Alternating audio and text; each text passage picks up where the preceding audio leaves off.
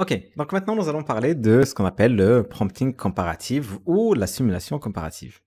Et c'est plutôt très intéressant. Donc le prompting comparative met en évidence les principales similitudes et différences entre différents facteurs, ce qui peut vous aider à prendre des décisions plus éclairées et mieux comprendre les forces et les faiblesses de deux options différentes. La formule de cela est la suivante. On dit veuillez comparer et mettre en contraste les exemples de textes suivants. Donc, je souhaite que vous souligniez les similitudes, les différences, les caractéristiques qualitatives et les facteurs quantitatifs, la fonctionnalité, l'impact, les points clés à retenir et autres facteurs importants dans un seul tableau. Vous n'avez pas besoin d'avoir tous ces différents facteurs, mais ce sont de très bons points de départ, car cela va décomposer votre réponse en une grande profondeur d'information ou d'aperçu. Et pour terminer le prompt, voici les deux éléments de contenu que j'aimerais que vous mettiez en évidence. Nous avons le contenu 1 et le contenu 2.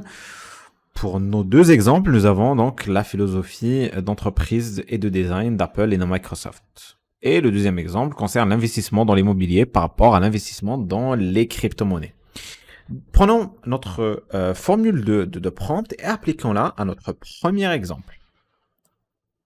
Donc on va dans ChatGPT, je vais coller tout simplement ma formule, voilà, sans oublier évidemment de changer donc contenu 1 et contenu 2.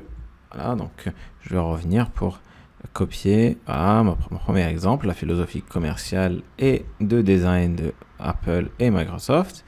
Et je vais envoyer cette question et j'attends qu'il commence à me générer donc ma réponse. Donc là, il a fait un tableau évidemment, donc philosophie commerciale, il commence à rédiger la partie Apple et par la suite, il est passé à la partie Microsoft et donc il va générer aussi, encore une fois, la partie Microsoft. Donc là, il va prendre aussi le design et va me spécifier donc à la fois la philosophie côté Apple, mais également la philosophie côté Microsoft. Les caractéristiques qualitatives pour Apple, pour Microsoft et ainsi de suite.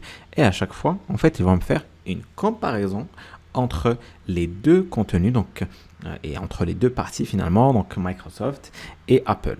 Voilà. Et donc surtout là, on l'a fait sous forme tabulaire, donc ça me permet rapidement de comparer les différents points, tout en étant le plus objectif possible et tout en mettant en évidence toutes les disparités que je vais avoir entre les deux éléments que j'essaye de comparer.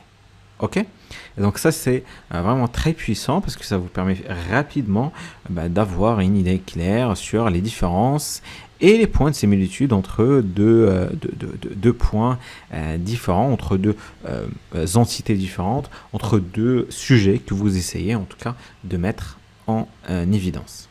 Ok?